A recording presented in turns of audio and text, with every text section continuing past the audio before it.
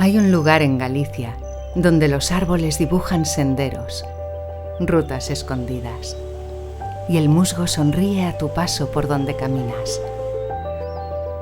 Hay un lugar en Galicia donde las campanas marcan el ritmo de gente sencilla, y entre plazas y calles de piedra transcurren los días. Hay un lugar en Galicia donde cachitos de barro nos cuentan historias de vidas, y las piedras relatan leyendas que aún siguen muy vivas.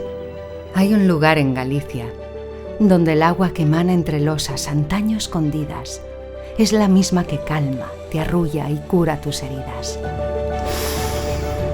Respira.